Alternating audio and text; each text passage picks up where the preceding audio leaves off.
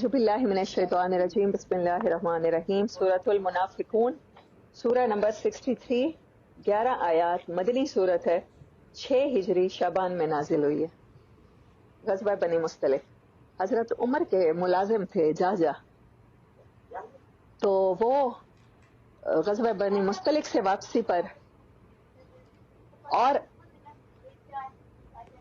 अच्छा मुझे ये नाम पता है ना, हो सकता है नामों में मुख्तलिफ मुफस्सिरीन ने और हिस्टोरियंस ने मुख्तलिफ नाम बयान किए, लेकिन ये डेफिनेट है कि हजरत उमर के मुलाजिम है।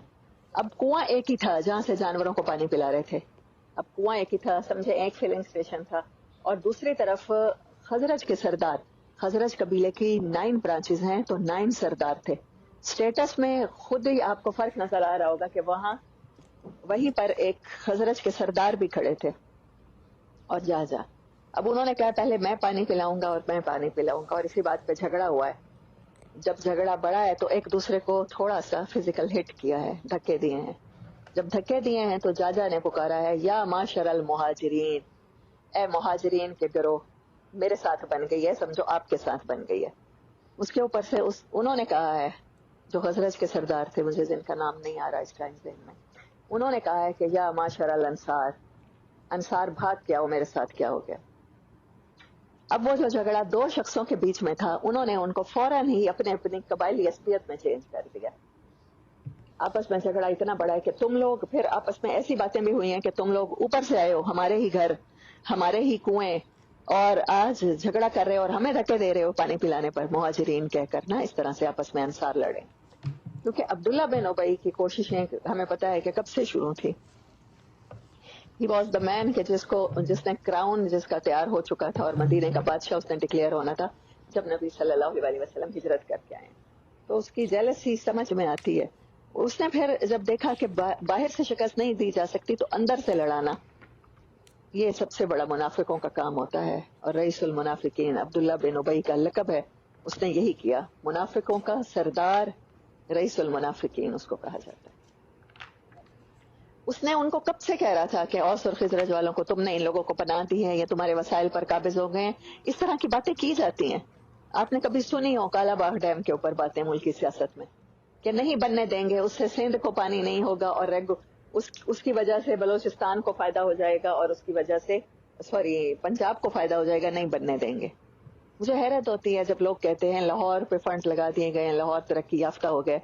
लाहौर अपने ही मुल्क का हिस्सा है ना, एटलीस्ट अपने मुल्क का हिस्सा है। अगर लाहौर पे लगेगा तो वो कहीं बेहतर है कि पेरिस पे लग जाए, लाड़काना में लग जाएगा तो कहीं बेहतर है कहीं और लग जाए। तो ये सोच होनी चाहिए कि अगर अपने ही घर में आ रही है चीज, तो 2-4 भाइयों में क्या झगड़ा। और यही चीज नबी सल्लल्लाहु अलैहि वसल्लम ने उनके दरमियान जो रिश्ता कायम किया था, मुनाफिकों का काम क्या था कि उसमें दरारें डाल देना। उस रिश्ते में जब दरारें डाली हैं, तो नबी सल्लल्लाहु अलैहि वसल्लम तक जब ये खबरें पहुंची हैं कि ऐसे झगड़ा हुआ है और ये वर्ड कहे हैं, तो आपने फरमाया है कि बहुत बुरा जुमला है जो इन्होंने कहा है, बहुत गलीज फिल्थी वर्ड है जो कहे हैं। हालांकि कह तो रहे थे मुहाजिर और कह रहे थे अंसार। मुहाजिर नाम की अल्लाह ताला ने कुरान पाक में तारीफें की हैं कि नहीं की, कल हमने पढ़ा है। अंसार के नाम के साथ भी तारीफें की हैं। हजरत ईसा के हवारियों का किस्सा भी सुनाते हुए कहा है कि उन्होंने कहा कूनु अंसार अल्लाह, हम हैं अल्लाह के, नाहनु अंसारुल्लाह, सॉरी। तो वही जुमला जब सोच के फर्क के साथ बोला गया है, असबियत के साथ बोला गया है, कहा साहबा ने यही है, मुहाजिर कहा है ऑपोजिट पार्टी को और उन्होंने अंसार कहा है, लेकिन वही जुमला आपने फरमाया बहुत बुरा जुमला है जो इन्होंने कहा। असल में जुमला तो बुरा नहीं है, जो चीज हम सीख रहे हैं वो पीछे जो उस जुमले की सोच है कबायली असबियत की, वो बुरी है। तो हजरत उमर रजी अल्लाह ताला अन्हु भी साथ थे आपके। जब आपको इस वाक़े की खबर मिली तो उन्होंने कहा कि अब्दुल्ला बिन उबई को मार डाला जाए, कत्ल कर दिया जाए। हेड ऑफ उनके पास एक ही हल होता था। तो आप सल्लल्लाहु अलैहि वसल्लम ने फरमाया कि नहीं, लोग क्या कहेंगे कि मोहम्मद सल्लल्लाहु अलैहि वसल्लम अपने असहाब को कत्ल कर रहे हैं। था तो वो मुसलमान बज़ाहिर, कैरेक्टरिस्टिक्स तो उसके वही थे, वही नमाजें पढ़ता था, वही सब कुछ करता था, लेकिन कोशिश क्या थी कि आपस में किसी तरह लड़ा के कमजोर कर दिया जाए। जब आपकी और मेरी कोशिश खुदा न खास्ता कहीं भी कुछ लोगों के दरमियान गलत फहमियां पैदा करने की होती है और अपने आप को कहीं ना कहीं सुपीरियर साबित करने की होती है। तो ये ट्रेड्स हैं जो अल्लाह ताला ने इस सूरत में बताए। यहाँ पर मुनाफिकीन की कोई ख़ास तौर पर खसूसियात बताई गई हैं और नबी सल्लल्लाहु अलैहि वसल्लम की आदत शरीफा थी कि जुम्मा की नमाज में अक्सर सूरत जुम्मा और मुनाफिकून की तिलावत फरमाया करते थे। सही मुस्लिम की रिवायत। पहली 8 आयात में मुनाफिकीन की अक़साम और सिफात बताई गई हैं और सेकंड पार्ट में ज़िक्रुल्लाह और इन्फाक फ़ी सबीलिल्लाह इन दोनों तरीकों से मुनाफिकत का इलाज करें बताया गया है कि ये दोनों चीज़ें अगर आप इस्तेमाल करें तो मुनाफिकत में बड़ा फाका होगा, क्योंकि हर इंसान के अंदर तकब्बुर, मुनाफिकत, हसद, ये इंसान की जो फॉर्मेशन है ना, मट्टी, आग, पानी, मुख्तलिफ गैसेस की, तो उसमें ये चीज़ें हैं। उनसे प्रिवेंशन के लिए ये चीज़ें। मुनाफिकीन की कुछ खसूसियात बताई गई हैं इस सूरत में कि झूठे हैं, कसमों को ढाल बनाते हैं, कलमा शहादत को ढाल बनाते हैं, ये अल्लाह के रास्ते से रुके हुए हैं और लोगों को भी रोकते हैं। अकल नहीं है, गैर फ़कीह हैं। फ़कीह अक्लमंद होता है डेफिनेटली। चर्ब ज़बान है, बातें बहुत बड़ी बड़ी करते हैं, तकरीरें बहुत अच्छी करते हैं। दिल में चोर होता है, इसलिए हर आहट को अपने खिलाफ समझते हैं। मुसलमानों के दुश्मन हैं, मुतकब्बिर है, ये पर्सनल खूबियाँ और खामियाँ होती हैं। फासिक होता है इलानिया गुनाह करने वाला, 2-4 लोगों की ही चाहे महफिल है उसमें बैठकर इलानिया कहने वाला। और मुनाफिक तो ये कुछ कर रहा होता है ना, जब प्लानिंग कर रहा होता है इस्लाम के खिलाफ या किसी इंसान के खिलाफ, तो वो मिल के बात कर रहा होता है। खुद को बाइज्जत समझते हैं और दूसरों को हकीर समझते हैं। बुखील होते हैं, खुद भी खर्च से रुक जाते हैं और दूसरों को भी खर्च करने से रोकते हैं। माल और औलाद की मोहब्बत में गिरफ्तार रहते हैं और अल्लाह के जिक्र से गाफिर होते हैं। ग़ज़वा बनी मुस्तलिक ग़ज़वा उहद के बाद हुआ है। मुसलमानों को कमज़ोर समझकर वहाँ के सरदार ने रिबेलियस हुआ, उसने बगावत की। वो ग़ज़वा बनी मुस्तलिक में हज़रत सफ़िया रज़ी अल्लाह ताला अन्हा भी आई, आपके हरम में शामिल हुई। आपने उनसे निकाह फरमाया और निकाह का महर पता क्या मुकर्रर किया कि जितने भी कैदी हैं, यहाई बिन अख्तब बनी मुस्तलिक के सरदार हैं, जितने भी कैदी हैं वो महर मुकर्रर हुआ, उनको छोड़ दिया जाए। तो हज़रत सफ़िया का आपके साथ निकाह उनके पूरे कबीले वालों के लिए बहुत मुबारक साबित हुआ। ये है ग़ज़वा बनी मुस्तलिक और सूरह मुनाफिकीन।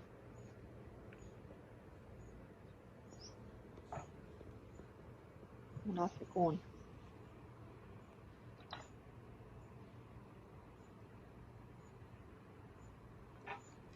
औज़ु बिल्लाहि मिनश शैतानिर रजीम, बिस्मिल्लाहिर रहमानिर रहीम। एक आयत इसकी मैं पढ़ना चाह रही थी। या अय्युहल्लज़ीना आमनू ला तुल्हिकुम अमवालुकुम वला औलादुकुम अन ज़िक्रिल्लाहि। ए लोगो जो ईमान लाए हो, तुम्हारे अंदर ये खसूसियत न पैदा होने पाए कि माल की मोहब्बत और कहीं औलाद की मोहब्बत तुम्हें अल्लाह के जिक्र से रोक ले। ये है प्रायोरिटी बनाना। अल्लाह को जिसने प्रायोरिटी बना लिया, बड़ी उम्मीद है कि वो फिर मुनाफिकत से निजात पा जाएगा। यही इलाज है सिर्फ इसका। माल की मोहब्बत माल खर्च करने नहीं देती, आपका टाइम खर्च करने नहीं देती। आप 2 से 4, 4 से 8, 8 से 12 उसी पर लगे रहते हैं सारी जिंदगी। और औलाद की मोहब्बत बहुत से गुनाहों की, और यही औलाद होती है। यकीन करें, अल्लाह आपको रिश्तों की हकीकत दिखाता है। जब आप मोहताज होते हैं, जब आप उनके ज़रूरतमंद होते हैं, तो आपको पानी भी नहीं पूछ रहे होते। बहुत खुशकिस्मत लोग होते हैं जिनको औलाद पूछती है, लेकिन कहीं ना कहीं अल्लाह आपको जिंदगी में दिखा रहा होता है, आपके इर्द गिर्द, आपके अपने साथ करके, कि ये तुम्हारे लिए वाकई फितना है, आजमाइश है। तुम उनसे मोहब्बत करते हो, यही चीज फितना बन जाती है। आप डिवोटेडली औलाद से मोहब्बत करते हैं, लेकिन औलाद फिर उस मोहब्बत का हक अदा नहीं कर सकती। तुम्हें कहीं माल और औलाद की मोहब्बत जो है वो अल्लाह के जिक्र से ना रोक दे, क्योंकि रिश्ता एक ही काम आने वाला है, और वो किसका है? अल्लाह का बंदे के साथ रिश्ता है, जिंदगी के किसी भी स्टेज पर। वमन यफअल ज़ालिका, और जिसने ऐसा किया, फउलाइका हुमुल खासिरून, ये लोग हमेशा के लिए नुकसान पा जाएंगे। इनकी तिजारत को ऐसा घाटा मिलेगा कि फिर जिसका तलाफी मुमकिन नहीं है। और अल्लाह के रास्ते में खर्च करो इससे पहले कि तुम में से किसी को मौत आ जाए और फिर वो कहे कि ए मेरे परवरदिगार, मुझे थोड़ी सी मोहलत और मिल जाती, फिर मैं तस्दीक भी करता और मैं सालिहीन में हो जाता, मैं सच्चों में हो जाता। دیکھ کے ماننا نہیں ہوتا. ایمان ہے ہی بالغیب، جو نظر نہیں آ رہا، جو فیل نہیں ہو رہا، اسی کو ماننا ہے. آگے چلتے ہیں سورۃ منافقون کے بعد سورۃ تغابن. اعوذ باللہ من الشیطان الرجیم، بسم اللہ الرحمن الرحیم. یسبح للہ ما فی السماوات وما فی الارض لہ الملک ولہ الحمد وہو علی کل شیء قدیر. هو الذی خلقکم فمنکم کافر ومنکم مومن واللہ بما تعملون بصیر. صدق اللہ العظیم. اما بعد فاعوذ باللہ من الشیطان الرجیم، بسم اللہ الرحمن الرحیم. سورۃ تغابن یہ مدینہ میں ہجرت کے بعد پہلی نازل ہونے والی مکمل سورت ہے، 1 ہجری میں. 18 آیات ہیں، سورہ number 64. And this is the last سورہ آف مسبحات سلسلہ. ابھی تک سورت حدید سے شروع ہوئی تھی نا مسبحات صورتیں، تو یہ اس سلسلے کی آخری صورت ہے. مسبحات کون سی صورتیں ہیں؟ جن میں اللہ تعالیٰ نے اپنی تسبیح فرمائی ہے، تعریف فرمائی ہے حمد کے ساتھ.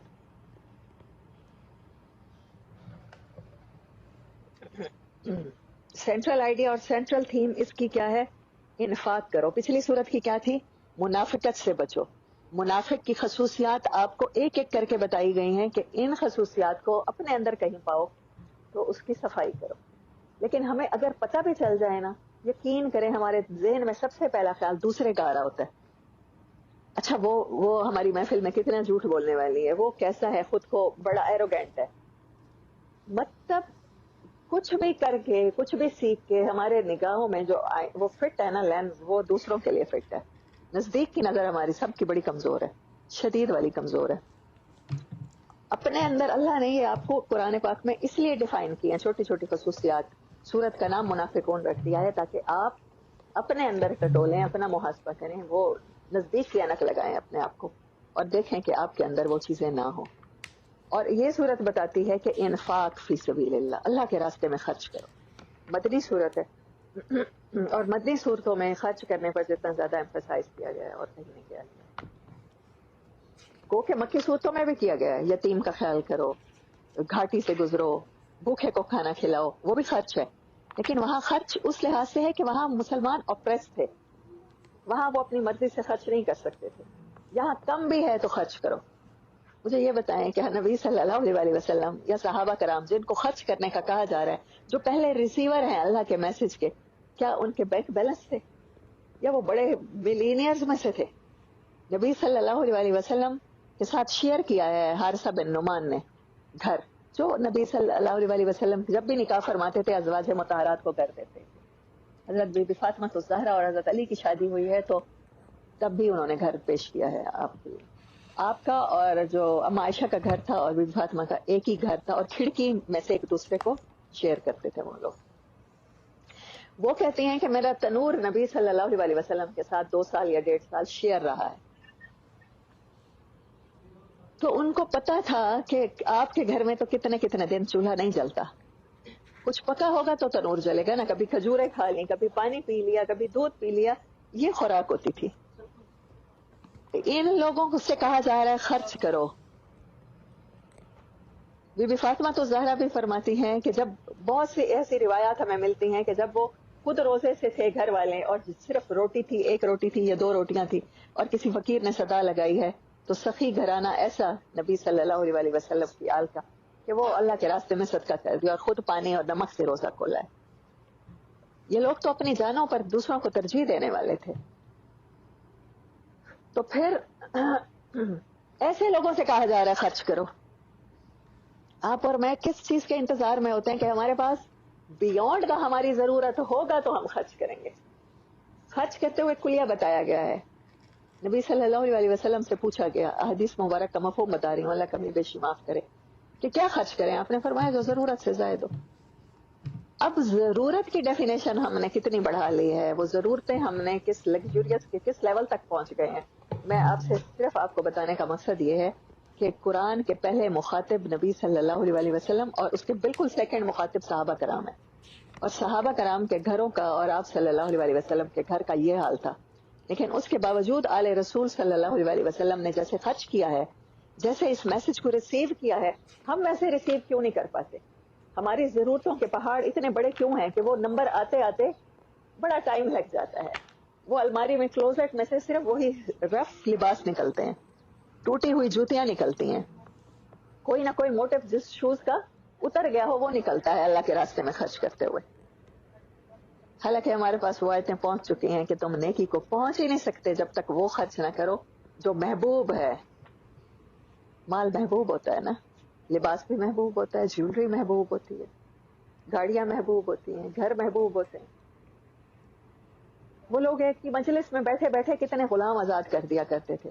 میں جن کی باتیں آپ کو سنا رہی ہوں آپ کو بیونڈ بھی لگیں گی کہ حضرت علی رضی اللہ تعالیٰ عنہ کا یوم شہادت ہے آج 21 رمضان المبارک, اور آپ نے اپنے قاتل کو بھی کہا ہے کہ جا کے اسے شربت پلائیے, گھبرایا ہوا ہے, اسے پیاس لگی ہوئی ہے. سخاوت کی انتہا تو دیکھیں. اور صحابہ کرام, حضرت طلحہ جب کوئی غلطی ہوتی ہے تو پھر اپنا باغ میں صدقہ کرتا ہوں یا رسول اللہ صلی اللہ علیہ وسلم. حضرت کعب بن مالک توبہ کرتے ہیں تو یا رسول اللہ صلی اللہ علیہ وسلم یہ باغ تھا جس کی وجہ سے میں رکا رہا, یہ وجہ بنا. ان کو اپنے ڈیپ اندر پتا ہے کس چیز کی وجہ سے وہ تبوک میں شرکت نہیں کر پائے. روز ارادہ بناتا تھا, کہتے ہیں موسم تھا نا کھجوروں کے پکنے کا, باغ کی اس ٹائم پھل اتروانے کا سیزن ہوتا ہے, تو کہیں میرے اندر یہی خواہش تھی, اب توبہ میں نے کی ہے تو سارا میں اللہ کے راستے میں دیتا ہوں. انہیں پتا تھا کہ نفاق کا علاج, گناہوں کا کفارہ, اپنی چھوٹی سے چھوٹی چیز کا بھی. صحابہ کرام ایون نماز پڑھ کے آتے تھے نا تو پھر صدقہ کرتے تھے کہ نمازیں قبول ہو جائیں. یہ تھا خرچ کا حال. اور یہ وہ لوگ تھے, they are the first recipients of اللہ's میسج.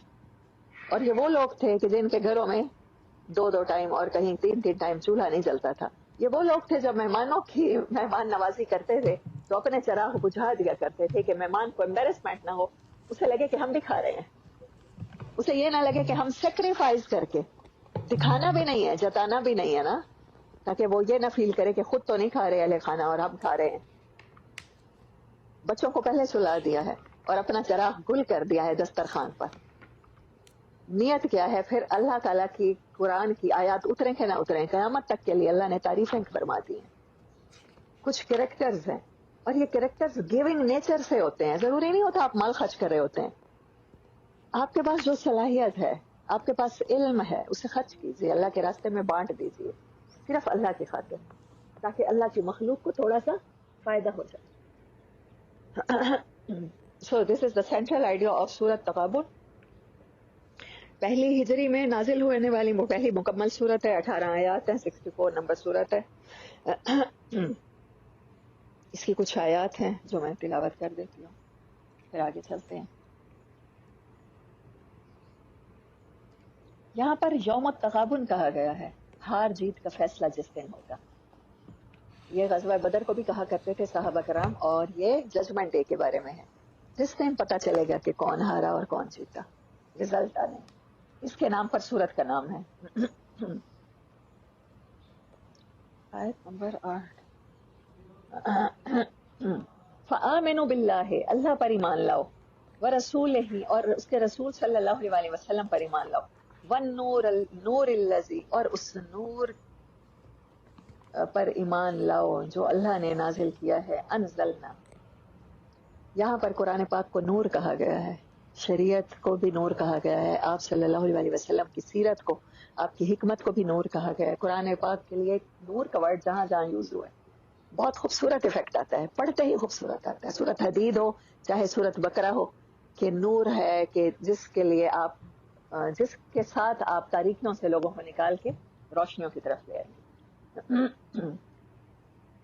اے لوگوں ایمان لاؤ اللہ پر, اس کے رسول پر, اور اس نور پر جو ہم نے نازل کیا, اور اللہ کو تمہارے تمام اعمال کی خبر ہے. قرآن کا میسج کیا ہے؟ انفاق کرو, اس سورت کا میسج, اور کیا ہے؟ اس نور کے مطابق زندگی گزارو. آپ نے دیکھا ہے لائٹ آگے جاتی ہے تو پھر بندہ اس کے مطابق فٹ سٹیپس لیتا ہے. یہ قرآن کی روشنی ہے, یہ سیرت نبی صلی اللہ علیہ وسلم کی سیرت کے مطابق ہم نے اپنی زندگی کو روشن کرنا ہے. اگر ہم اب ان کے مطابق زندگی گزاریں گے تو زندگی روشن ہے, اگر نہیں گزاریں گے تو خدا نخواستہ زندگی تاریخ ہے. یہاں پر 3 چیزیں بتائی گئی ہیں اس صورت میں.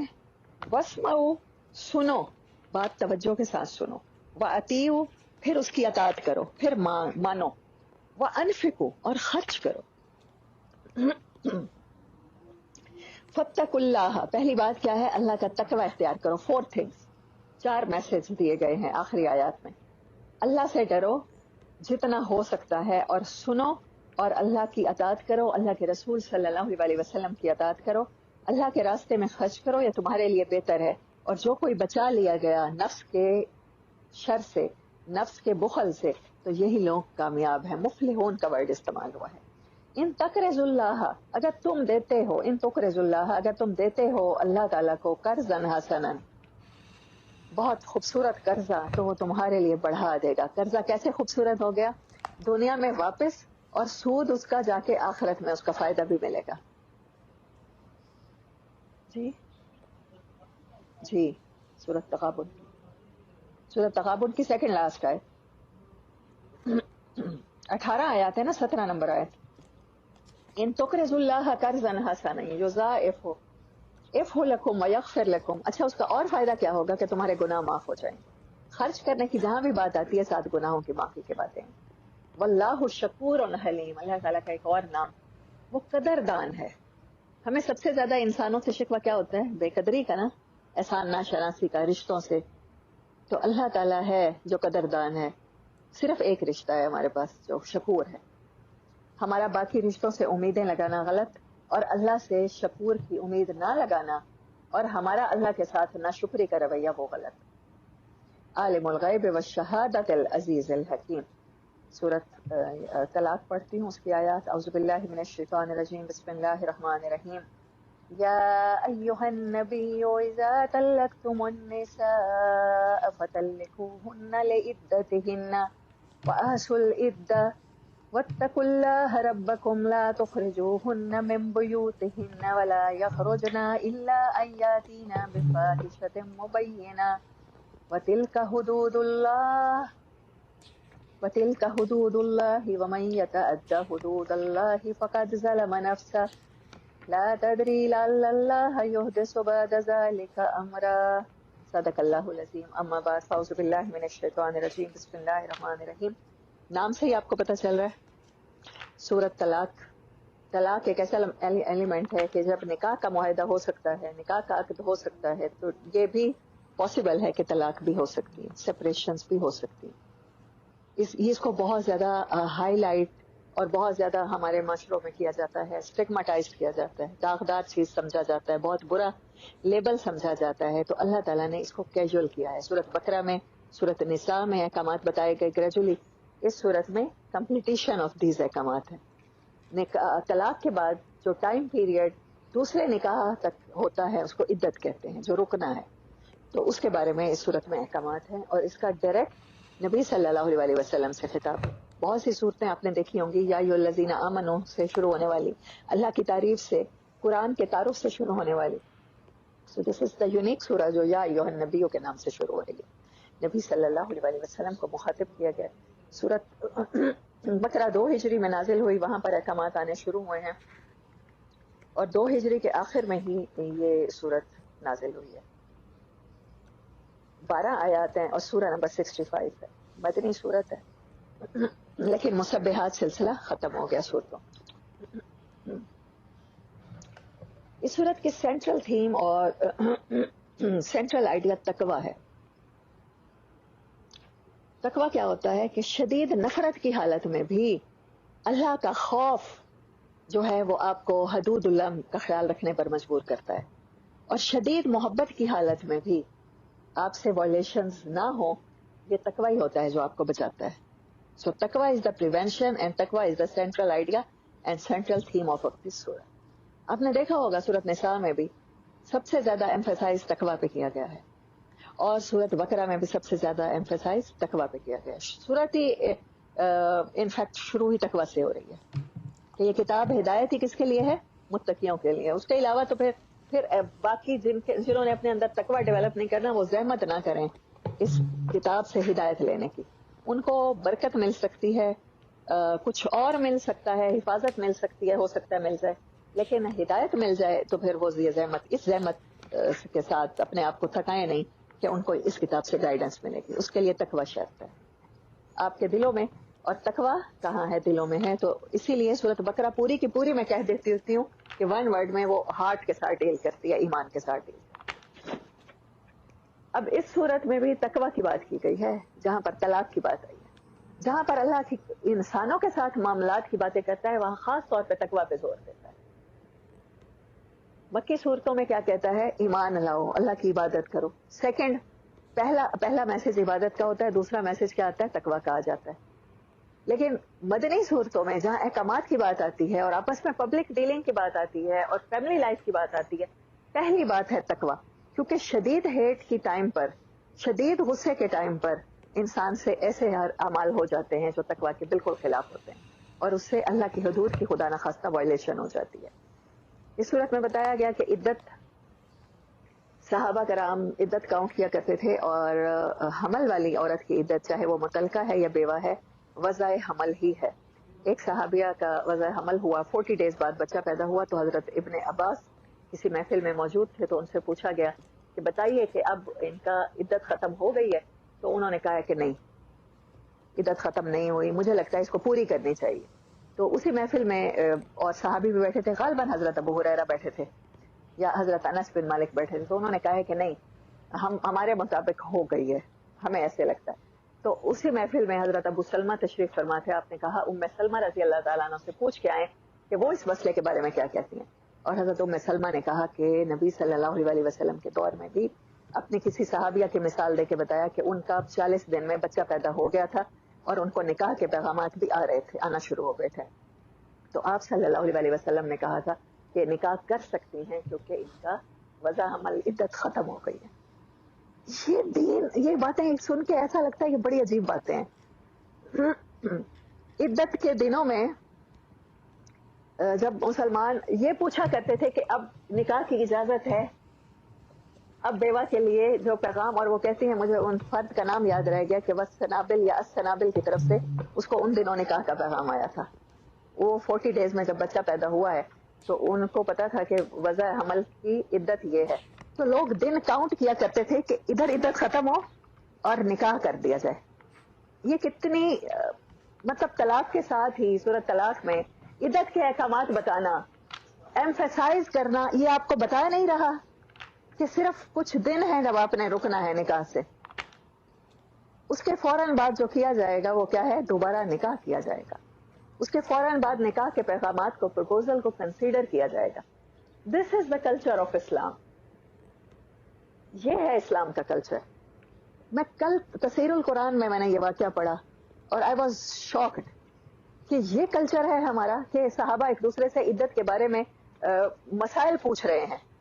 ہمارے ہاں عدت کے مسائل اس لیے نہیں پوچھے جاتے کہ ہم نے دوبارہ نکاح کرنا ہوتا ہے, یقین کریں نہیں پوچھے جاتے, اس لیے پوچھے جاتے ہیں کہ ثواب ہے, اس ہسبینڈ کو ثواب پہنچے گا, اس کی بیوی اس کے لیے اتنا عرصہ عدت میں بیٹھی رہے گی. مطلب آپ نے اس چیز کو مردوں کے لیے رکھ چھوڑا ہے. زندہ انسان جو فل آف جذبات ہوتا ہے, ایموشنز ہوتا ہے, فیلنگز ہوتے ہیں, اس کی نیڈز ہوتی ہیں, اس کی ڈیزائر اینڈ وشز ہوتی ہیں, آپ اس کو زندہ دفن کر دیتے ہیں اور خود کو مسلمان کہلاتے ہیں, اور خود کو کہتے ہیں کہ ہم ستی نہیں کرتے, ہم ڈیولپ لوگ ہیں, ہم کلچرڈ لوگ ہیں. یہ کلچر ہے آپ کا اور میرا. میں تو ذمہ داری قبول کرتی ہوں اس کلچر کی. کہیں مجھ میں ہی کمی رہ گئی ہے کہ میں نے اللہ کا پیغام لوگوں کو صحیح طرح نہیں سنایا ہوگا. میرے ہی بڑوں سے کمی رہ گئی ہوگی جو پیدائشی مسلمان تھے میری طرح. انہوں نے نہیں بتایا ہوگا کہ ہمارا کلچر یہ نہیں ہے جو ہندوؤں کی طرح ہم جس طرح سے زندگیاں گزارتے چلے جاتے ہیں. الحمدللہ ایسے لوگ بھی ہیں, میری اپنی فیملی میں ہیں, میری امی ابو کی کزنز ہیں, کچھ ہیں کہ جنہوں نے اپنے ہی بچوں کی بیواؤں کو دوبارہ ان کی شادیاں خود کی ہیں, لیکن بہت کم لوگ ہیں. مطلب پوری فیملی میں میرے پاس ایک آنٹی کا بھی مثال ہے جنہوں نے ایسا کیا. ہمیں پتہ ہی نہیں ہے ہمارا دین کیا ہے, ہمارا کلچر کیا ہے. اے نبی صلی اللہ علیہ وسلم جب تم عورتوں کو طلاق دے دو تو پھر ان کو عدت پوری کرنا، اور ان کو چاہیے کہ عدت پوری کریں اور اللہ سے ڈرنا، طلاق دیتے ہوئے اللہ سے ڈرنا، عدت پوری کراتے ہوئے اللہ سے ڈرنا، اور ان کو گھروں سے نہ نکالنا۔ اس دوران سارا خرچہ ہسبینڈ کے ذمہ، اس کی سکونت بھی ہسبینڈ کے ذمہ۔ اور عدت کے لیے پسندیدہ کیا ہے کہ طلاق کی عدت میں بیوی گھر میں ہی رہے تاکہ رجوع کے چانسز بڑھ جائیں۔ ایک دوسرے کو دیکھ کے کوئی خوبصورت لمحہ یاد آ جاتا ہے، کوئی خوبصورت واقعہ یاد آ جاتا ہے، اکٹھے بیٹھا ہوا کوئی وقت یاد آ جائے اور پھر کسی طرح دوبارہ ان کے پیچ اپ ہو جائے۔ اللہ رب العزت تو ہر کسی کے حقوق کا خیال رکھتا ہے نا، بچے سب سے زیادہ متاثر ہوتے ہیں گھر ٹوٹنے میں، تو کسی طرح ہمارے ہاں تو پھر جائز ہی نہیں سمجھا جاتا نا، طلاق ہو گئی ہے تو اب بھی اس کا گھر چھوڑو۔ اللہ کہہ رہا ہے کہ اللہ سے ڈرنا، گھروں سے نہ نکالنا، سپریشن کے بعد علیحدہ نہیں ہونا۔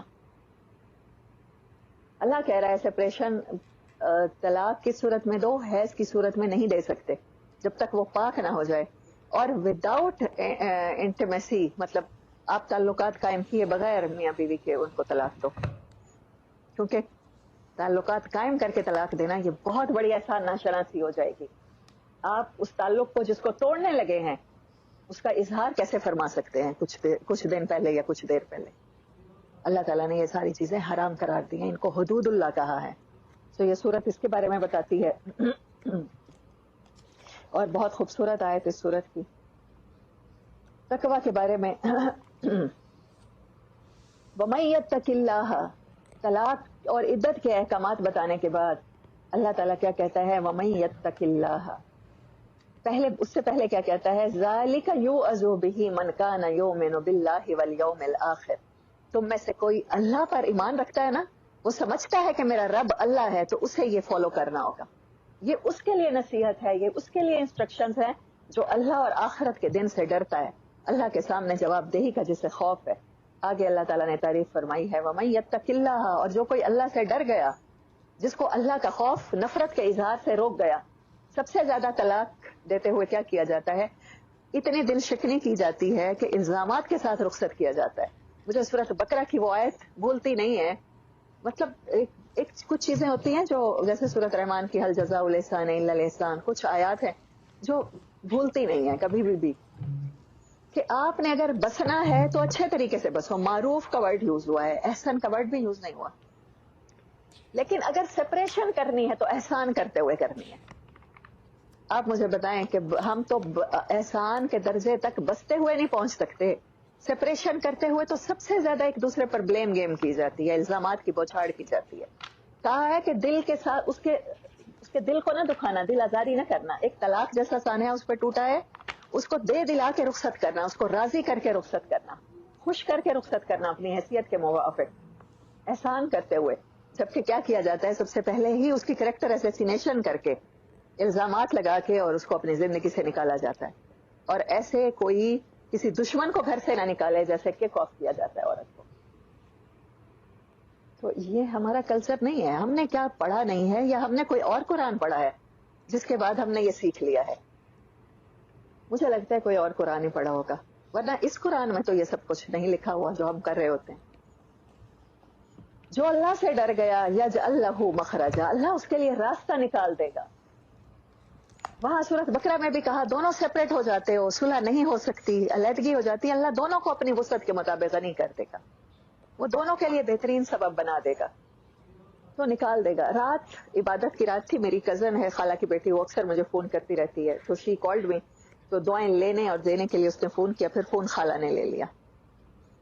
خالہ نے جب فون لے لیا تو میرے ذہن میں سورۃ طلاق اور سورۃ تحریم اور یہی نوٹس بنا رہی تھی، سورۃ ملک تک ابھی میں نہیں پہنچی تھی، مجھے صرف صلاۃ التسبیح کا ٹائم ملا اور اس کے بعد میں یہی کر رہی تھی۔ یقین کریں خالہ سے جب بات ہونا شروع ہوئی تو شی سیڈ کہ آج میں کسی منگنی پر گئی ہوئی تھی، میری امی بھی گئی ہوئی تھی، تو کسی نے عید دینی تھی، اپنے بچوں کا رشتہ کیا ہے، تو شی سیڈ کہ ہم وہاں پر گئے ہیں، اور پھر وہ جس خاتون کی بیٹی کی منگنی تھی، she was child of separated family. پھر وہ طلاق کے قصے سنانے لگی کہ ان کی پہلے ہسبینڈ سے کیسے طلاق ہوئی۔ پھر ہم لوگ ڈسکس کر رہے تھے، حیران ہو رہے تھے کہ پھر ان کو اللہ تعالیٰ نے دوسرے ہسبینڈ کیسے عطا کیے، پھر ان کے دوسرے ہسبینڈ کے ساتھ محبت کے قصے، لاڈ کے قصے، اور ان کے پھر بچوں کے آگے جہاں شادیاں ہوئی ہیں وہاں اس لڑکی کی بھی سپریشن ہوئی ہے، مجھ سے چند سال بڑی ہے، اس کے بعد اس کو دوسرا شوہر جیسے ملا ہے اچھے، تو یقین آ رہا تھا کہ اللہ نے جو کہا ہے کہ میں دونوں کے لیے راستہ نکال دوں گا، جو اللہ سے ڈر گیا نا اس ٹائم، اللہ واقعی راستہ نکال دیتا ہے. وہ ہم لوگ ڈسکس کر رہے تھے اور میں ہر خالہ کی بات پہ سبحان اللہ پڑھ رہی تھی کہ ان کی باقی کی زندگی طلاقوں کے بعد، ایک طلاق، دوسری طلاق کے بعد، سپریشنز کے بعد، وہ بچے بروکن فیملی کے، پھر ان کی آگے زندگیاں اتنی خوبصورت ہیں. کیا آپ کی اور میرے گھروں کی زندگیاں ہوگی؟ کیا ایک ایک نکاح کرنے والوں کی، ایک ایک جگہ بسنے والوں کی خوبصورت ہوگی؟ تو اللہ رب العزت بڑا بے نیاز ہے، وہ کسی کو بھی نواز سکتا ہے. یہ تو تقدیر کے پھیر ہوتے ہیں. آپ اس میں بلیم گیم شروع کر دیتے ہیں. آپ کہتے ہیں کہ ایسی جگہ رشتہ کرتے ہوئے 10 بار سوچیں گے جی پچھلی دفعہ کس کی غلطی تھی. آپ انسانوں کی غلطیوں کے جج بنے بیٹھے ہوتے ہیں. بہت سی بچیوں کا رشتہ دوبارہ اس وجہ سے نہیں ہو پاتا کہ رشتہ کروانے والے پوچھ رہے ہوتے ہیں جی کس وجہ سے طلاق ہوئی تھی. ہمارے علم میں ہونا چاہیے. اللہ رب العزت کہہ رہے ہیں میاں بیوی لباس ہے، لباس کا کام ڈھانک دینا ہے، اور آپ کو کہہ رہا ہے کہ کسی مسلمان کی ایب جوئی نہیں کرنی، گو کہ جس کے ساتھ پہلے آپ کا رشتہ رہ چکا ہے. اسپیشلی پوچھا جاتا ہے بتائیں کیا ہوا تھا، کیا وجہ بنی تھی، سسرال والے ظالم تھے یا لڑکی کی بچنے کا موڈ ہی نہیں تھا. وہ ہمارا دین وہ ہے، آپ اس کے نام کا کلمہ پڑھتے ہیں جو بتا رہے ہیں کہ اگر آپ کا دل نہیں چاہتا اس خاوند کے ساتھ رہنے کو تو آپ سپریشن لے سکتی ہیں. اس دین کے پیروکار ایک دوسرے سے پوچھتے ہیں کہ اس کی بچی کو طلاق ہوئی ہے، کوئی تو وجہ ہوگی، گوسپس کا حصہ بناتے ہیں، کوئی تو اس میں عیب ہوگا، کچھ تو دیکھا ہوگا ہسبینڈ نے، ورنہ کون ایسے رات کو گھر سے نکالتا ہے کھڑے کھڑے، طلاق کون دیتا ہے. سو آپ نے سورۃ توبہ بھی پڑھ لی، سورۃ احزاب بھی پڑھ لی، سورۃ منافقون بھی پڑھ لی، سورۃ نساء بھی پڑھ لی. کیا کہیں اسلام کا یہ کلچر نظر آیا ہے کہ کوئی بلیم دیا جائے گا؟ صرف پسند نہ آنے پر یا نہ پسند ہونے پر یہ فیصلے کیے جائیں گے. یہ کیسے فیصلے ہیں جو ہم کر رہے ہیں؟ کس دین کے مطابق اور کس قرآن اور سنت کے مطابق ہم لوگوں نے اسٹینڈرڈ سیٹ کر لی ہیں. اور جو کوئی اللہ سے ڈر گیا اس کے لیے اللہ راستہ نکال دے گا. وَيَرْزُقْهُ مِنْ حَيْثُ لَا يَحْتَسِبُ، اور ان کو ایسی جگہ سے رزق دے گا جہاں سے ان کو گمان بھی نہیں ہوگا. وَمَن يَتَوَكَّلْ عَلَى اللَّهِ، اور جو اللہ پہ بھروسہ کر کے سٹیپس اٹھا جاتا ہے، اللہ کے دین کی پیروی کر جاتا ہے، اوکھے ٹائم پہ بڑے بڑے فیصلے لے جاتا ہے، فَهُوَ حَسْبُهُ، تو اللہ اس کے لیے کافی ہے، اس کی مدد کرنے کے لیے کافی ہے، اس کی خوبصورت تقدیر بنانے کے لیے کافی ہے. جس نے اللہ کو کافی سمجھا، ایسے سمجھے اللہ اس کے لیے کافی ہو گیا. اللہ یہ کہہ رہا ہے فَهُوَ حَسْبُهُ، اس کی مدد کر دی گئی، اللہ اس کو کافی ہو گیا. یہ پاسٹ میں ہو چکا ہے. اللہ یہ کہہ رہا ہے دس از ناٹ سم تھنگ، کوئی فیوچر کا وعدہ نہیں ہے. فَهُوَ حَسْبُهُ، اللہ اس سے کافی ہی ہو جائے گا. یہ ڈیفینیٹ ہے، شور شارٹ بات ہے. ان اللہ بالغ امری، اللہ ہر کام کرنے پر قادر ہے، پورا پہنچانے پر قادر ہے. قد جعل اللہ لکل شیء قدرا، اللہ نے ہر چیز کی تقدیر اور قدر اسی طرح بنا رکھی ہے. اندازے ہیں یہ اللہ کے، اور تم انسان اس پر جج بن کے بیٹھے ہوتے ہو. پھر سارے عدت کے احکامات ہیں، اور بتایا گیا ہے کہ پھر اس کے اوپر کیسے خرچ کرنا ہے. پھر بچے کی پرورش کے بارے میں بھی احکامات ہیں. تو یہ صورت ساری کی ساری طلاق سے متعلق اور عدت کے متعلق احکامات پہ دلالت کرتی ہے. جی ہاں، اچھا، سبحان اللہ. 12 آیات ہے نا. تقویٰ ہی بیس ہوگا آپ کے برے معاملات سے بچانے کے لیے، اللہ کی حدود سے، کی وائلیشن سے بچانے کے لیے. ٹھیک ہے. اگلی سورت تحریم. اعوذ باللہ من الشیطان الرجیم، بسم اللہ الرحمن الرحیم. یا ایہا النبی لم تحرم ما احل اللہ لک تبتغی مرضات ازواجک واللہ غفور الرحیم. صدق اللہ العظیم. اما بعد، اعوذ باللہ من الشیطان الرجیم، بسم اللہ الرحمن الرحیم. سورۃ تحریم 12 آیات ہیں، 66 نمبر سورہ.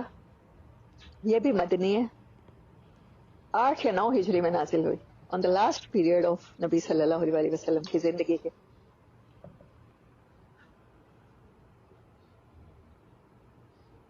اس کی ایک آیت ہے جو 7 ہجری میں نازل ہوئی، فتح خیبر کے بعد جب ماریہ قبطیہ نبی صلی اللہ علیہ وسلم کے حرم میں داخل ہوئی. ان کا نام بہت سی جگہوں پر حضرت جویریہ کہا جاتا ہے، اور بہت سی جگہوں پر ان کا نام جو میں نے آپ کو بتایا حضرت صفیہ کہا جاتا ہے، اور حضرت صفیہ، حضرت ماریہ اور حضرت جویریہ، یہ غزوات میں آپ صلی اللہ علیہ وسلم کے حرم میں داخل ہوئے. تو یہ 790 میں غزوہ خیبر ہوا ہے، اس میں یہ آیت نازل ہوئی جو نکاح کے متعلق ہے آپ سے. 8 اور 9 ہجری میں موسٹلی اس صورت کا زیادہ تر پارٹ نازل ہوا ہے. کل 12 آیات ہیں. وہ صورت کیا تھی کہ شدید نفرت کی حالت میں، غصے کی حالت میں بھی اللہ کی حدود کا تمہیں خیال رہے، اللہ کا خوف تمہیں اللہ کی باؤنڈریز میں رکھے. اور یہ صورت بتاتی ہے کہ شدید محبت کی حالت میں بھی اللہ کو پریورٹی بنانا ہے، کہیں میاں بیوی ایک دوسرے کو پریورٹی نہ بنا لیں. یہ نبی صلی اللہ علیہ وسلم کی ازواج کے ساتھ ایک واقعہ ہوا تھا. کچھ کھانے پینے کی چیز تھی جو کہا، شہد کے بارے میں غالباً کہا کہ آپ کے منہ سے اسمیل آتی ہے. تو جو ان کے گھر سے آپ نے شہد کھایا نا، وہ کسی ایسے درخت کا ہوگا جہاں سے اسمیل آ رہی ہوگی. ازواج مطہرات نے آپس میں، تو پھر ایسا ہے تو تھا تو نہیں نا، اصل میں تو نہیں تھا، لیکن آپ نے پھر قسم کھا لی کہ میں شہد نہیں کھاؤں گا. اس کے اوپر یہ آیات نازل ہوئی کہ اے نبی صلی اللہ علیہ وسلم، یہ بھی صورت دیکھیں، ان کی ریزیمبلنس دیکھیں کہ ایک بتا رہی ہے کہ شدید نفرت کی حالت میں طلاق کے ٹائم پہ آپ نے احسان کرنا ہے، اللہ کے تقوی کو نہیں چھوڑنا. اور یہ صورت بتاتی ہے شدید محبت ہے ازواج مطہرات سے، پھر بھی وہ آپ کو کسی چیز سے روک رہی ہیں تو آپ نے نہیں روکنا. تقوی ہر جگہ پر ملحوظ خاطر رہے گا. اے نبی صلی اللہ علیہ وسلم، آپ کیسے حرام کریں گے؟ آپ بالکل بھی حرام نہ کیجیے ان چیزوں کو جو اللہ نے آپ کے لیے حلال کر دی ہیں. تب تغی مرضات ازواج کا، اپنی بیویوں کی خوشنودی چاہنے کے لیے اللہ کے حلال کو حرام مت کیجیے.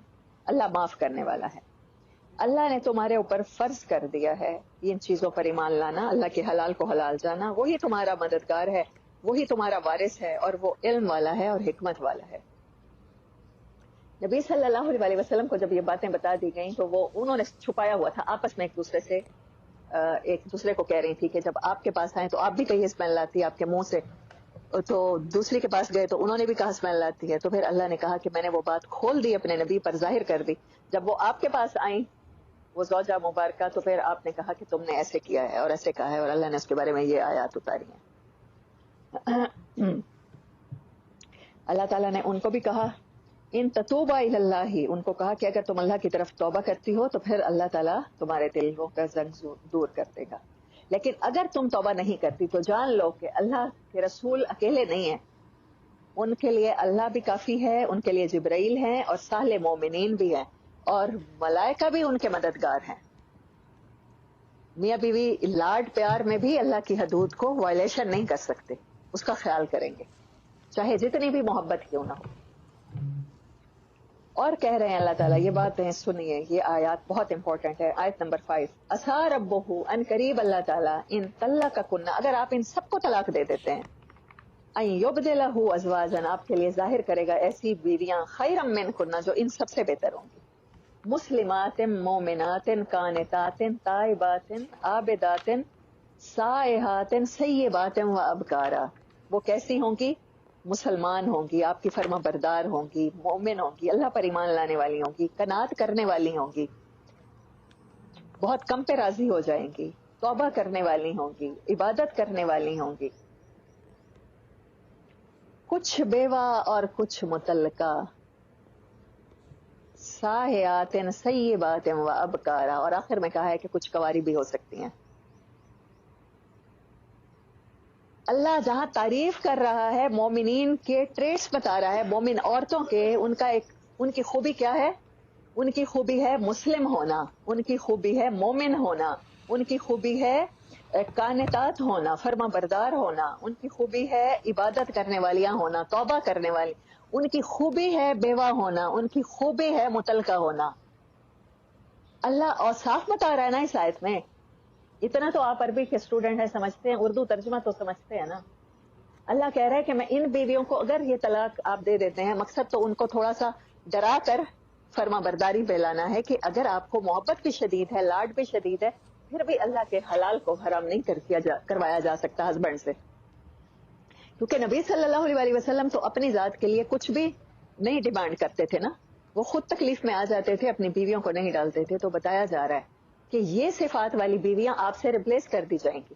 اور صفات بتاتے ہوئے کہا جا رہا ہے کہ بیوہ بھی ہو سکتی ہیں اور طلاق یافتہ عورتیں بھی آپ کے نکاح میں آ سکتی ہیں. اور कंवारियों उनकी पहली खसूसियात मुस्लिमात, फर्मा बरदारी, और कंवारा होना जो खसूसियत है वो सबसे आखिर में रखी गई है।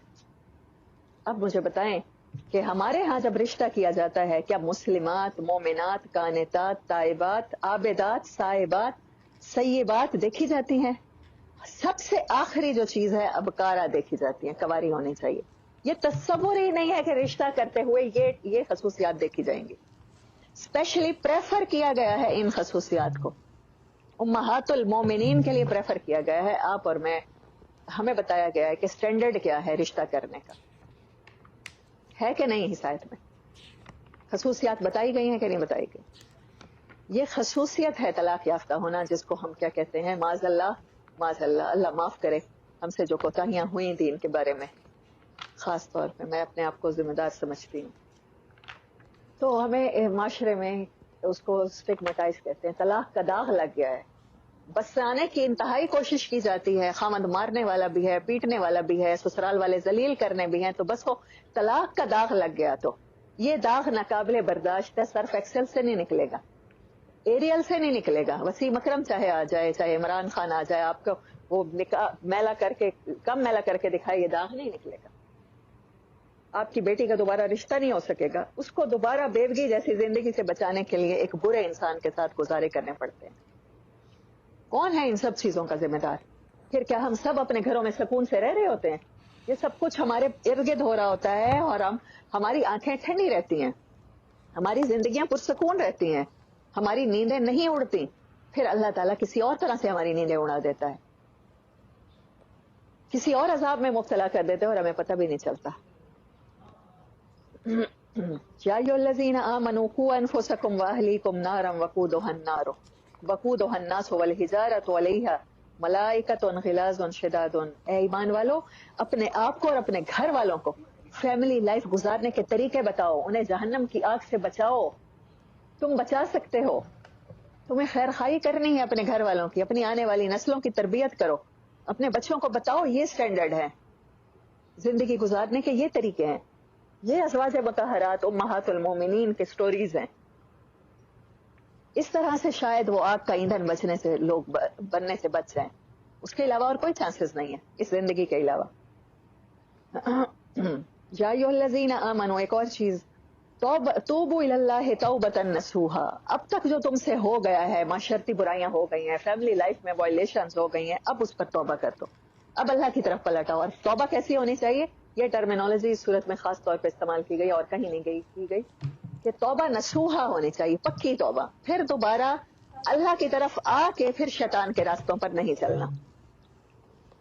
असा रब्बुकुम, इस तौबा के बाद उम्मीद है कि अल्लाह तुम्हारे गुनाह माफ कर देगा और तुम्हें ऐसे बागात में दाखिल करेगा जिनके नीचे नहरें बहती होंगी। ये वो दिन होगा जिस दिन अल्लाह नबी सल्लल्लाहु अलैहि वसल्लम को और उन पर ईमान लाने वालों को रुसवा नहीं करेगा। नूरुहुम यस्आ बैना ऐदीहिम, उनके लिए नूर होगा जो उनके आगे आगे दौड़ता होगा। व बिअयमानिहिम, और उनके दाएं तरफ होगा। यक़ूलूना, वो कहते होंगे, रब्बना अतमिम लना नूरना, ए हमारे परवरदिगार हमारे लिए नूर को पूरा कर दे, हमारे लिए रोशनी कंप्लीट कर दे, जन्नत के रास्ते तक जाने तक, उसके दरवाजों तक पहुंचने तक हमें इस रोशनी से महरूम न रख। वग़फिर लना, और हमें माफ कर दे, इन्नका अला कुल्ली शैइन कदीर, बेशक तो हर चीज पर पूरी तरह कादिर है। आमीन सुम्मा आमीन। बहुत खूबसूरत दुआ। और फिर मुनाफिकीन के बारे में कहा गया है कि या अय्युहन नबी जाहिदिल कुफ्फार, आए नबी सल्लल्लाहु अलैहि वसल्लम जिहाद कीजिए कुफ्फार से। हर मोमिन ने भी यही करना है, कहा आपको जा रहा है, लेकिन नबी सल्लल्लाहु अलैहि वसल्लम के बाद इसके रिसीवर हर मुसलमान है, सहाबा के बाद इसका रिसीवर क़यामत तक आने वाला हर साहिब कुरान है कि कुफार से जिहाद करना है। सिर्फ कुफार से नहीं करना, आगे बात, वल मुनाफिकीना, और मुनाफिकों से भी जिहाद करना है। हमने उन रवैयों से जिहाद करना है जो मुनाफिकत पे मबनी है, जो डबल स्टैंडर्ड्स है, जहाँ हिपोक्रेसी है। हमने उन रवैयों से जिहाद करना है, हमने हर मजलूम का साथ देना है, ये हमारी ड्यूटी है। वग़लुज़ अलैहिम, और शिद्दत के साथ जिहाद करना है। गलीज कहते हैं गाढ़ी चीज को, हम भी समझते हैं ना, बहुत ज्यादा गंदगी को गलाजत कहा जाता है। गल्ज़ कहते हैं शदीद होना, शिद्दत के साथ करना है। اور منافقوں اور کفار کا ٹھکانہ جہنم ہے اور وہ برا ٹھکانہ ہے. اللہ آپ کے لیے بیان کرتا ہے ان دو عورتوں کا قصہ جو نوح علیہ السلام اور لوط علیہ السلام کی بیویاں تھیں. اب اللہ نے یہ سورت طلاق سے بات شروع ہوئی، عورتوں کی بات، پھر نبی صلی اللہ علیہ وسلم کی اپنی بھی ازواج مطہرات کی بات، پھر بتایا گیا کہ طلاق اور نکاح کے احکامات، پھر ان کی ریپلیسمنٹ کی بات. آگے اللہ تعالیٰ کس کی بات کر رہا ہے؟ پھر میاں بیوی کی بات. کچھ عورتیں جو اپنے خامدوں کی نافرمان تھیں، جب عذاب آیا نا قوم لوط پر اور قوم نوح پر، تو ان کی بیویوں کو کہا ہے کہ یہ عذاب میں مبتلا رہیں گی، اور پیغمبروں کو کہا گیا ہے کہ آپ نے عذاب آتے ہوئے پیچھے مڑ کے نہیں دیکھنا. محبتیں پیچھے مڑ کے دیکھنے پر مجبور کرتی ہیں نا، کہ ان کے اوپر جو عذاب آ رہا ہے وہ کس نوعیت کا ہے، یا کہیں آپ کا جو دل کا تار جوڑا ہوتا ہے آپ کو پیچھے دیکھنے پر. تو حضرت نوح کو بھی یہی آرڈر تھا اور حضرت لوط کو بھی یہی آرڈر تھا. پیچھے صورت میں بتایا گیا کہ مال اولاد کی محبت آپ کو ڈبو نہ دے، تو یہاں یہ بتایا گیا کہ پیچھے مڑ کے نہیں دیکھنا. یہ عورتیں تھیں جو خامندوں کی نافرمان رہی، ہسبینڈ پیغمبر ہے لیکن عذاب سے نہیں بچ پائے. اللہ کی فرما برداری پہلے آتی ہے، خامند کی فرما برداری بعد میں آئے گی. یہ ہمیں بتاتی ہیں یہ بات. اس کے بعد دو اور کانتا تحت عبدین، وہ ہمارے دو بندوں کے نیچے تھیں جو ہمارے بندے صالح تھے، لیکن انہوں نے خیانت کی اور پھر اللہ سے انہیں کوئی نہ بچا سکا اور ان کو آگ میں داخل کر دیا گیا داخل کرنے والوں کے ساتھ. وَضَرَبَ اللَّهُ، اور اللہ تمہارے لیے مثال بیان کرتا ہے. آپ کو فیملی لائف سکھانے کے لیے اللہ کہہ رہا ہے میں مثالیں بیان کرتا ہوں. پہلے یہ آیت بھی شروع ہوئی ضرب اللہ مثلا للذین کفروا، آیت نمبر 10 اور 11. اب آیت اللہ کیا کہہ رہا ہے؟ میں مثالیں بیان کرتا ہوں. آمنوا امرأۃ فرعون، فرعون کی بیوی کی. فرعون تو پیغمبر نہیں تھا نا، پیغمبروں کا دشمن تھا، اتنا ظالم جابر متکبر انسان.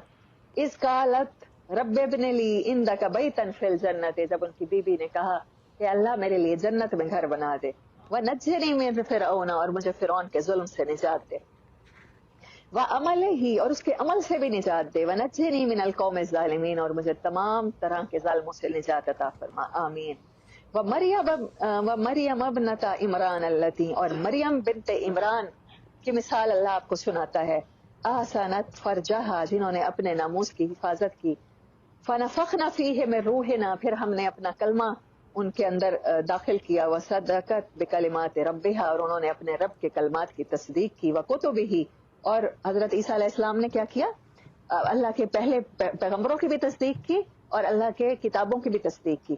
وکانت، اور وہ عورت تھی من القانتین، فرما برداروں میں سے. یہ دو عورتیں فرما بردار تھیں.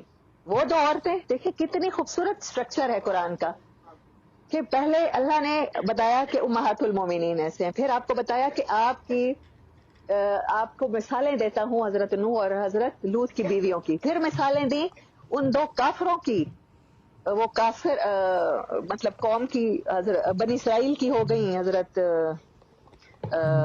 آسیہ، اور ان کی آل عمران کی ہو گئی حضرت مریم علیہ السلام. حضرت مریم علیہ السلام کو بھی ہمیشہ کیا کیا گیا؟ ایکیوز کیا گیا کہ بغیر ہسبینڈ کے بچہ کیسے ہو سکتا ہے. ڈیفینیٹلی خدا نخواستہ رانگ ڈوئنگ کا نتیجہ ہے. اللہ نے قرآن پاک میں ان کی عزت کی بتایا ہے ہمیں ان کے بارے میں، اور ان کی برت کی بتایا ہے کہ حضرت عیسیٰ علیہ السلام کو معجزہ ہی دیا گیا کہ وہ ماں کی گود میں بولے ہیں اور کہا ہے کہ میری ماں پاکیزہ عورت ہے، میں اللہ کا رسول ہوں. تو نبی صلی اللہ علیہ وسلم کی جو دو ازواج ہیں جو دنیا میں نہیں ہیں آخرت میں ہوں گی، وہ یہی دونوں ہیں. کیونکہ جب بی بی آسیہ علیہ السلام کو وہ کیل ٹھوکے جا رہے تھے نا، یہ دعا کا ذکر، میں دعا کا واقعہ آپ کو سنا دیتی ہوں، بہت امپورٹنٹ واقعہ ہے اور بہت انکریجنگ واقعہ ہے. کہ وہ ظلم کرتا تھا اور وہ کہتا تھا کہ اللہ کو کیوں مانتی ہو، میں خدا ہوں، انا ربکم الاعلی. برا ہسبینڈ تھا، متکبر انسان تھا، اللہ کی وائلیشن کرنے والا اور اللہ کے بندوں کے اوپر ظلم کرنے والا تھا. وہ بندہ تھا جس نے بنی اسرائیل کے تمام بیٹے ذبح کرا دیے. تو اپنی بیوی کے ساتھ تو وہ کیا کیا ٹارچر نہیں کر سکتا ہوگا. حضرت آسیہ کو لاسٹ ٹارچر اس کا یہ تھا کہ میخیں ٹھوک دی تھی. میخوں والا فرعون کہلاتا تھا کیونکہ اس نے ٹریولنگ بڑی کی ہے. میخیں بہت بڑی بڑی ہوتی ہیں جو کسی ٹینٹ کو روکنے کے لیے، لوہے کی بڑے کیل، وہ اس نے ٹھوکے ہاتھوں پاؤں پر. اور اس ٹائم اللہ تعالیٰ نے وداؤٹ فرشتوں کی انٹرسپشن اللہ تعالیٰ نے آسمان کے پردے کھول دیے تھے اور خود خطاب فرمایا تھا بی بی آسیہ سے کہ آسیہ کیا مانگتی ہو. ان کی جب نظر اوپر پڑی ہے نا، ظاہر ہے بندہ نیچے لیٹا ہوتا ہے تو نظر کدھر ہوتی ہے؟ اوپر کی طرف. اوپر نظر پڑی ہے تو مقام محمود نظر آیا ہے. اور کہا ہے اللہ پاک میرا گھر یہیں بنا دیجیے. اللہ تعالیٰ نے کہا ہے آسیہ اب میں خود کہہ چکا ہوں تمہیں یہی ملے گا. یہ مقام وہ ہے جو صرف تمام انسانوں میں سے ایک انسان کو ملے گا.